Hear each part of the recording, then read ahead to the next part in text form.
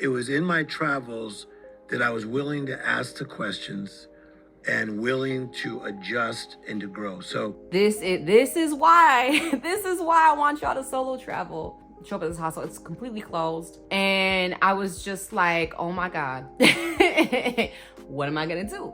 Yes. What if we all walked out to say, I'm gonna be a blessing everywhere I went?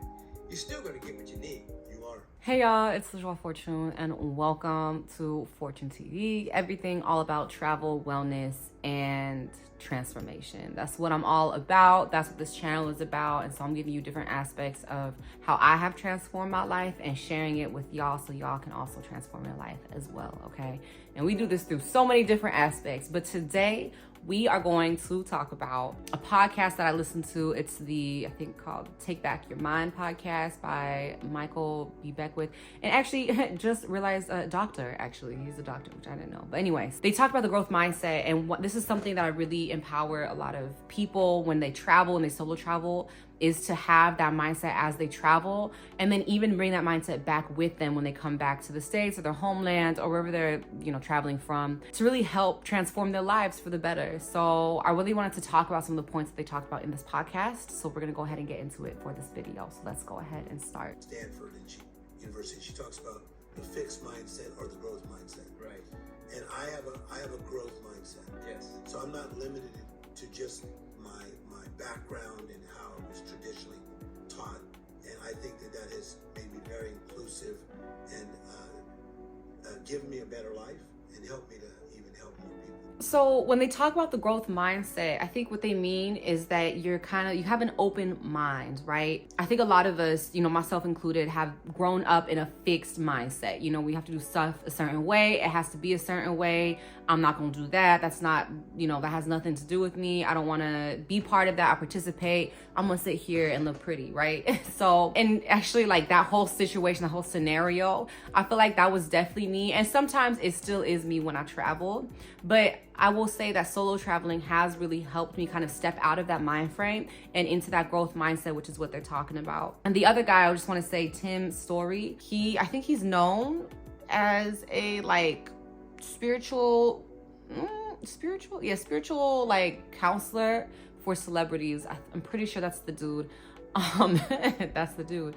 And when they talk about their growth mindset, I think in this context, they're talking as it pertains to religion, right? A lot of religious leaders, not a lot actually. I feel like the top tier religious gurus, personalities, whatever you want to call it, they kind of know this, right? But I feel like the ones in between, those are the ones that kind of aren't in this mind frame. But they talk about the growth mindset when it comes to, people's connection with the divine. Everybody has their own way of experiencing it. In this specific conversation, they talk about how that growth mindset, having this more open, I like how they use the word growth instead of open, right? Because open mind, sometimes that can backfire. But having this growth mindset, being more open to trying new things, including more people, right? It ultimately leads to these two men's success. And so that's why I wanted to talk about the growth mindset in this video, is because I think it really helped me succeed in solo traveling for 4 years by being open to new experiences, by being open to new ways of earning money or even traveling itself, right?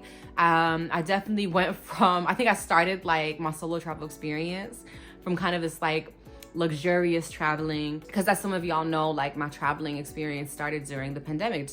Literally the week the pandemic started was when my solo traveling experience started. It was crazy, but it was somewhat luxurious, right? Because it was the pandemic. And so I was in Tulum, Mexico, but this is Tulum differently, right? And some of y'all have seen my video how Tulum was during the pandemic. There was nobody on the street. It was empty. It was crazy.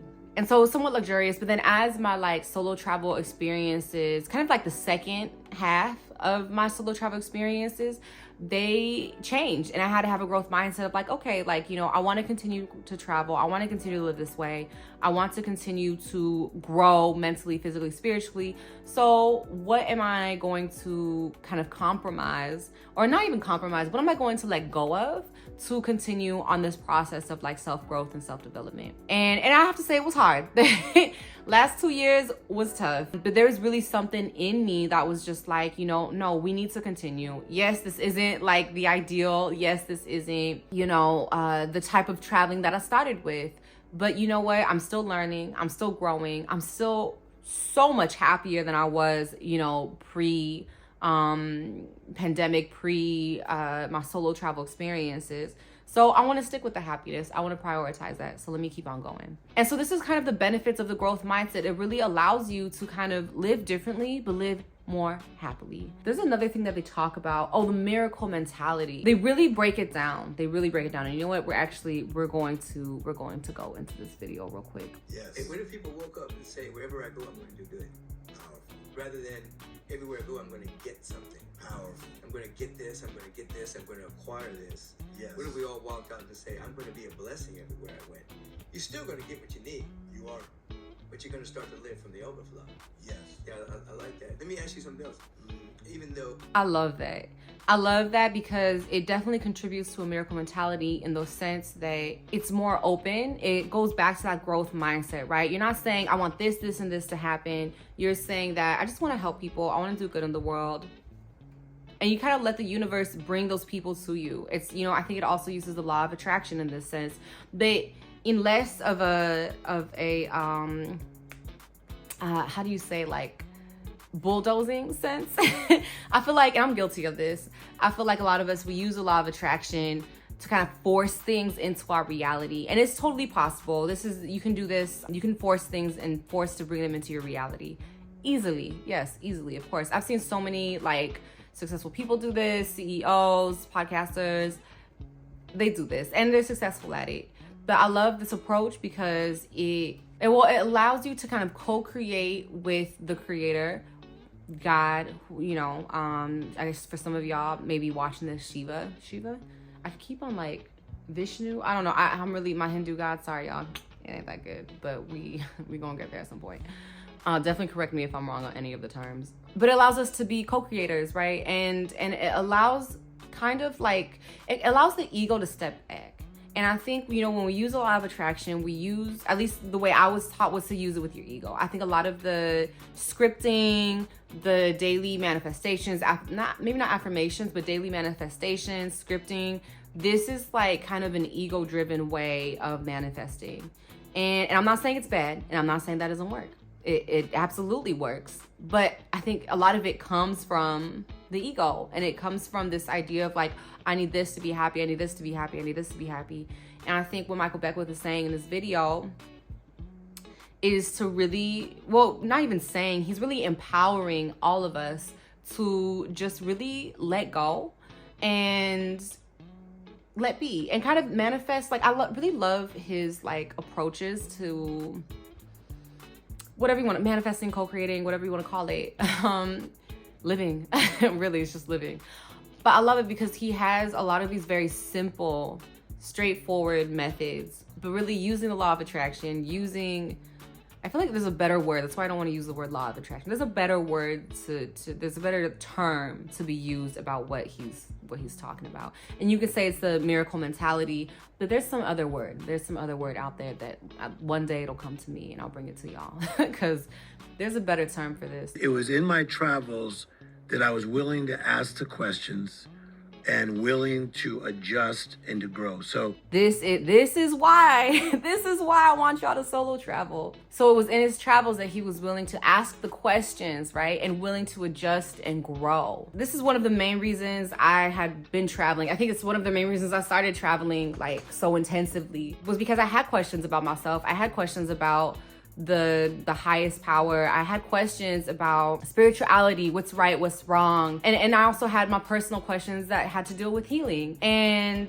for me, traveling really, it just opened my eyes. It grew my heart to be a lot bigger than it was, I think, 4 years ago. And it's still a process for me. I'm still like working through it. But traveling, it leads to a transformation that I think when you start traveling, when you start solo traveling especially, you don't even see how it's going to change you. Can't really explain it. You have to just do it. And that's why I made my solo travel course. That's why I made my safety guide that's free, link in the description below. That's why I made all of these things. I want to empower people to start traveling, start seeing the world. Like, there's billions of people on this world, and there's millions of cultures on this earth. Like, it's crazy.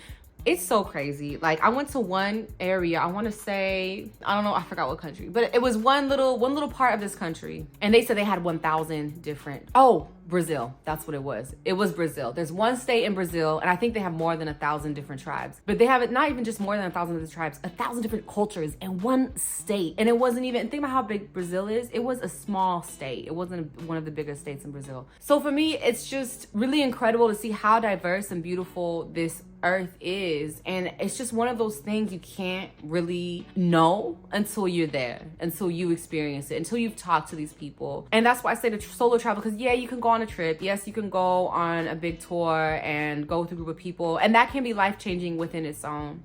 But I found that it wasn't until it was just me and the other person, or it was me in particular situations where I didn't have a place to go, I needed to figure out like where I was gonna sleep that night. And I know for some of y'all looking at me like, oh my gosh, she crazy. And like, I'm gonna be honest, that was me 4 years ago. That was definitely me 4 years ago. And were those situations comfortable? No. But miracles happen in those situations. So I'll give you an example. Like one time I was in Mexico, this is in Huatulco, and this is during like the pandemic year, you know? So so there's a lot of things closed down. Anyway, so I show up, I go to this hostel, it's completely closed. And I was just like, oh my God, what am I gonna do?